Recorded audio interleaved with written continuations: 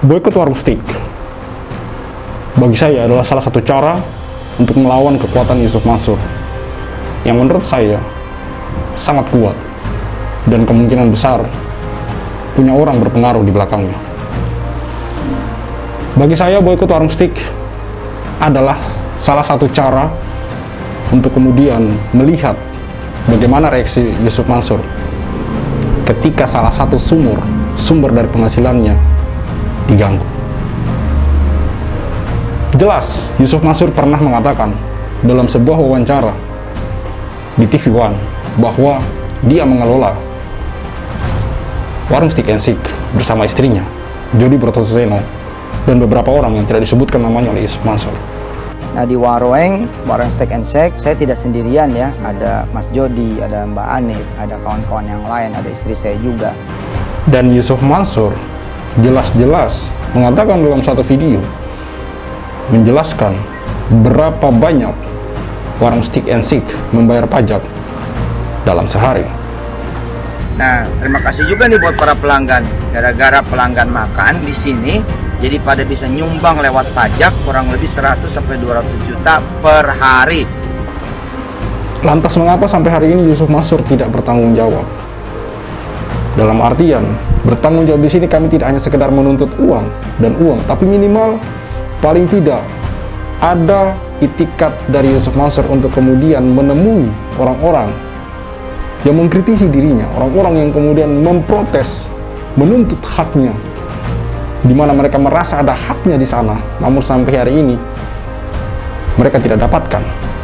Ada korban investasi batubara, Hotel City, Paytren, Kondote Moyafidi, tabung tanah, Umroh Merdeka, dan yang paling terbaru diduga kuat ada nama Yusuf Mansur di sana adalah perumahan Kaisa Al Mansur. Maka kepada teman-teman, mengapa hari ini kami suarakan untuk kemudian memboikot warung Stick and Seek? Tidak lebih dan kurang adalah salah satu cara kami, masyarakat kalangan bawah, melakukan perlawanan terhadap sosok yang menurut saya sudah terlanjur besar namanya, pengaruhnya sudah terlalu kuat. Belum lagi kalau kita berbicara kekayaan yang dia miliki, sudah menjadi rahasia umum di negeri kita bahwa yang berduit, yang punya kuasa.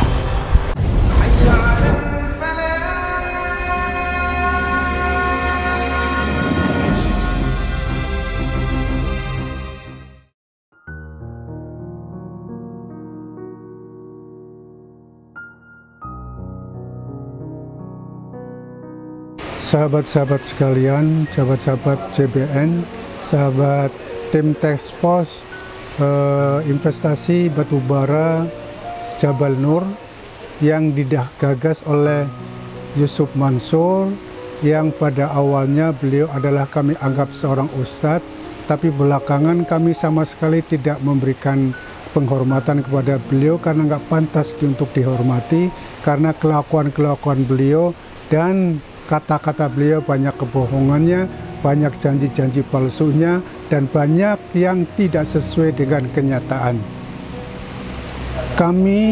Saya adalah ketua tim task force dari para korban investasi batubara yang digagas Yusuf Mansur atau Jam'an Nur Khatib Mansur tersebut. Kami yang berinvestasi atau memberikan dukungan pada Yusuf Mansur pada saat itu untuk membangun pesantren Al-Quran, Hafiz Al-Quran, Tahfiz Al-Quran. Kami diiming-imingi dengan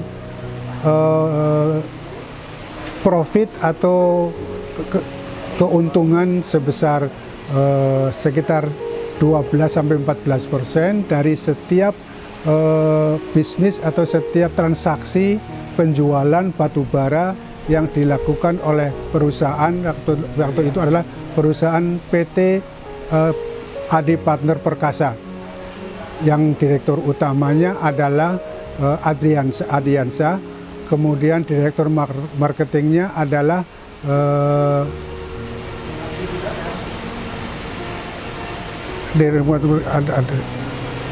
Direktur marketing adalah Farid Rimurta. Kemudian waktu itu Yusuf Mansur masih menjabat sebagai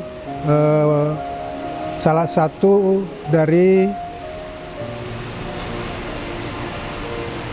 apa namanya itu, dari apa selain pemilik apa, komisaris daripada PT Partner Adi Partner Perkasa. Awalnya adalah Juli sekitar Februari 2000, nah tahunnya lupa, 2006 kalau nggak salah, 2009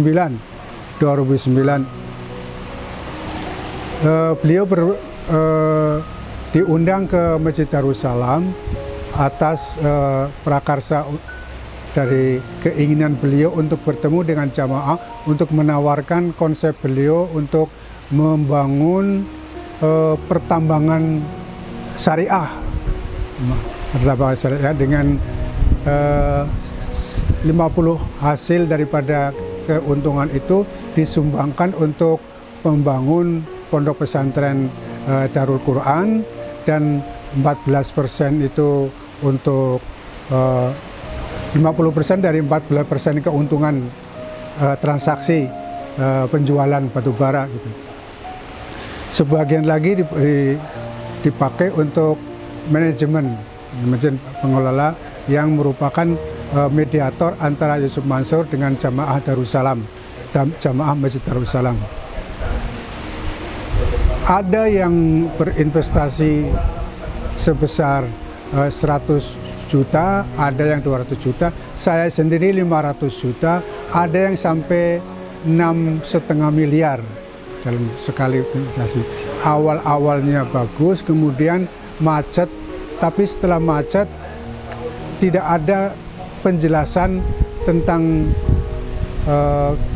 laporan keuangannya, kenapa macetnya, kemudian apa kelanjutannya. Hanya beliau itu menjanjikan bahwa uang modal dari masing-masing para investor itu akan dikembalikan dalam bentuk mungkin mencicil, karena beliau mengatakan tidak punya uang sebesar itu, tapi akan dilakukan secara mencicil. 1 tahun pertama dari 2009 sampai 2010 itu masih ada cicilan sebesar ya sekitar 500 juta per bulannya gitu. Dari total selama kurang lebih sekitar 1 tahun baru kembali kurang lebih 1 miliaran gitu. Jadi total semua investasi itu, dana itu sampai terakhir itu ada sekitar total 40 sampai 50 miliar. Yang kembali itu baru sekitar 1 miliar, sehingga masih ada sekitar 40-an miliar atau 45 miliar yang belum dikembalikan. Termasuk punya saya masih jauh daripada penyetoran yang lengkap, yang lunas gitu. Nah, berkaitan dengan waktu, Yusuf Mansur awal-awalnya itu kami para korban investasi beliau itu sebenarnya mau diam-diam saja, mau tidak berbicara di depan umum, di media massa. Karena apa? Karena ini masalah, kami menganggap waktu itu karena masih awal-awal, kami masih menganggap ini urusan umat Islam, jangan sampai ketahuan oleh orang lain gitu. Nanti jelek-jeleknya yang kena umat Islam juga gitu.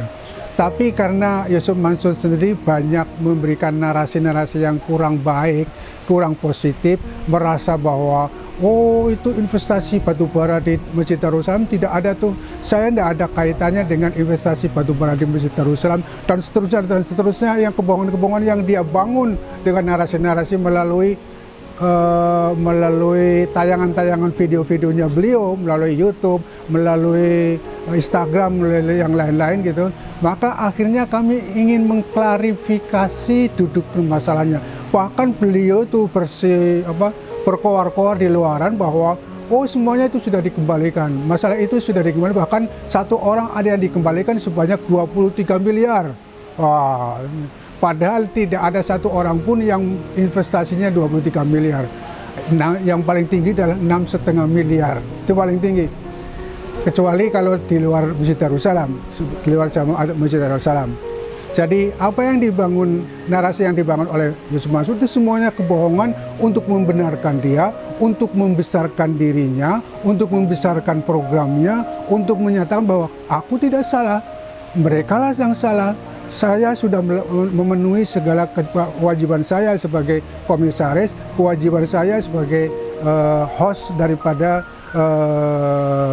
investasi batubara ini, tetapi kalaupun ada kerugian-kerugian, ya mereka sendiri yang rugi, mereka sendiri yang salah. Karena saya sebenarnya banyak sekali sudah mengeluarkan uang untuk itu. Dia kurang lebih narasi-narasi yang dia bangun begitu.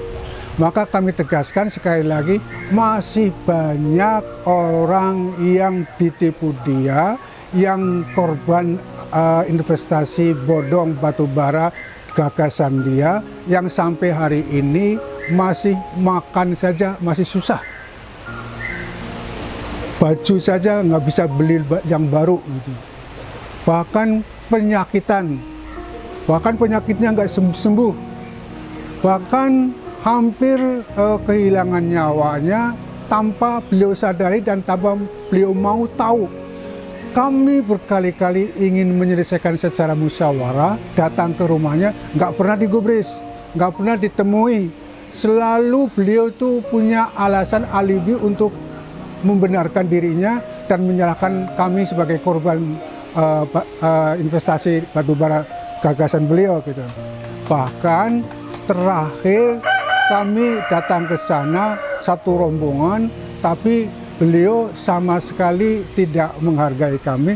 Bahkan masuk rumah pun nggak boleh, mendekati rumahnya juga boleh. Bahkan satpamnya itu orang-orangnya itu mengusir dalam tanda kutip gitu, mengusir kami dengan cara mereka itu, dengan alasan bahwa udah aja kalau mau mengurus kita melalui pengadilan saja. Jadi mereka menantang seakan-akan mereka benar, seakan-akan mereka telah punya backing yang cukup kuat, seakan mereka yakin bahwa mereka bakalan menang. Sampai hari ini beliau masih yakin bahwa beliau itu benar, beliau masih yakin bahwa beliau itu punya backing yang kuat, sehingga siapapun tidak ada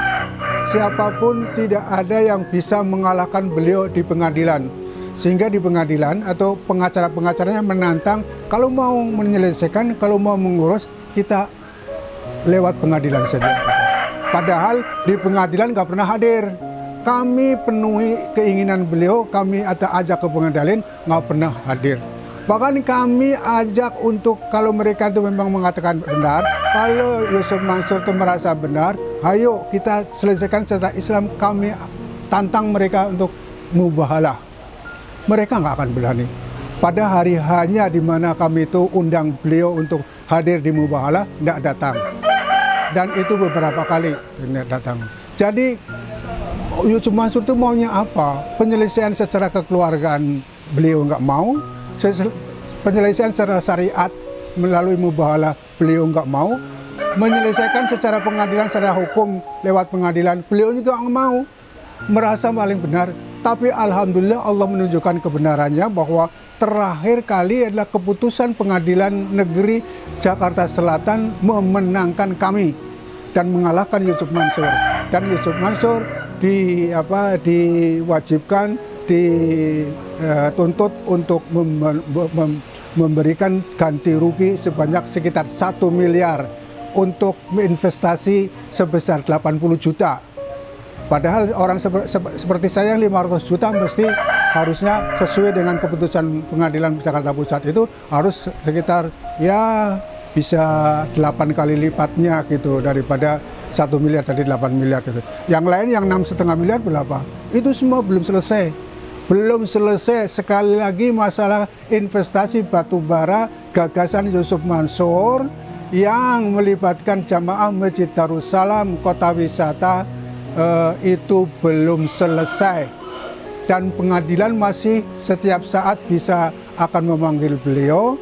Terserah beliau mau datang atau enggak, tapi kami akan maju terus sampai titik darah penghabisan, sampai betul-betul beliau mau tobat, mau berhenti dari jalan maksiat yang selama ini beliau tempuh, mau tidak lagi mengulangi berbagai macam penipuan-penipuan dengan berkedok investasi dan sebagainya.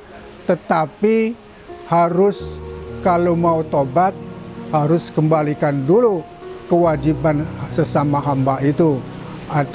Artinya modal investasi kami harus kembalikan sesuai dengan janji beliau seperti yang selama ini beliau nyatakan di mas-mas media atau di pertemuan-pertemuan yang pernah dulu kami lakukan gitu. Ya cukup.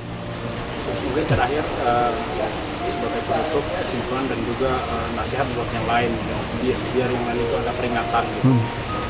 Pelajaran dari yang Bapak alami. Satu hal ya, sebagai jamaah sekalian, jamaah Masjid Darussalam yang dirahmati Allah dan teman-teman sahabat kaum muslimin yang berbahagia, kadang-kadang kita memang harus waspada dengan ajakan-ajakan orang yang menyandang nama baik, tapi belum tentu orangnya baik. Banyak ustadz, ada ustadz meskipun menyandang nama baik, tapi dalam beberapa hal mungkin akan terlihat kurang baik. Maka harus hati-hati. Kalau ada ajakan-ajakan yang berbau keuangan, berbau investasi, berbau bisnis, berbau keuntungan yang menjanjikan, baik keuntungan dunia dan akhirat seperti yang beliau pernah janjikan kepada kami, jangan pernah tertipu sebelum kenyataan itu nampak di depan mata, sebelum kenyataan itu ada testimoninya, ada buktinya, sekian banyak orang yang telah mengambil atau mendapatkan manfaat darinya. Kalau belum ada testimoni, kalau belum ada bukti orang-orang yang mendapatkan keuntungan dari apa yang ditawarkan oleh beliau-beliau, jangan pernah mau. Karena ujung-ujungnya adalah penipuan dengan kedok agama, dengan kedok ayat Al-Quran, dengan kedok ustadz, dengan kedok nama-nama atau performa-performa yang meyakinkan untuk semata-mata mereka menguntungkan pribadi mereka masing-masing. Oleh karena itu, pertama saya mengusulkan, ayo Yusuf Mansur, kalau memang Anda ingin, kalau memang Anda itu berhati mulia, kalau memang Anda itu berbaik hati, kalau memang Anda itu ingin menyelesaikan masalah investasi JBN batubara yang secara tuntas, baik di dunia maupun di akhirat, mari kita sama-sama selesaikan secara musyawarah, secara adil, secara syariah, sesuai dengan hukum yang ada, sesuai dengan Al-Quran dan Al-Sunnah, sesuai dengan etika yang dijalani oleh orang-orang yang benar dalam berbisnis.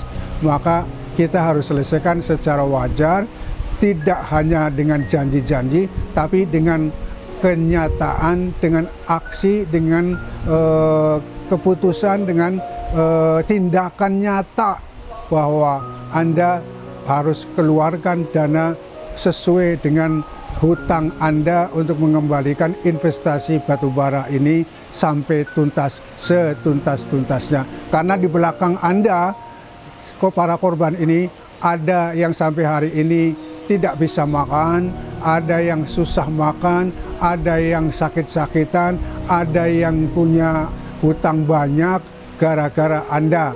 Oleh karena itu sekali lagi, kalau tidak dilakukan penyelesaian yang setuntas-tuntasnya di dunia ini, ingat bahwa di akhirat itu penyelesaian melalui mahkamah ilahi, mahkamah Allah itu akan jauh lebih berat dan lebih besar, dan siksanya akan lebih jahat dan lebih dahsyat daripada siksa yang ada di dunia ini. Mudah-mudahan Yusuf Mansur mendengar apa yang saya katakan dan tergerak hatinya untuk segera menyelesaikan setuntas-tuntasnya. Jangan bergembira dengan mencalonkan menjadi anggota DPR, karena masih banyak masalah yang belum tuntas. Kalau saudara ingin menjadi anggota DPR, bersihkan dulu nama saudara, tuntaskan dulu masalah ini, baru Anda, Yusuf Mansur, bisa menjadi anggota DPR selayaknya orang-orang lain warga negara Indonesia. Sekian, billahi taufiq wal hidayah. Wassalamualaikum warahmatullahi wabarakatuh.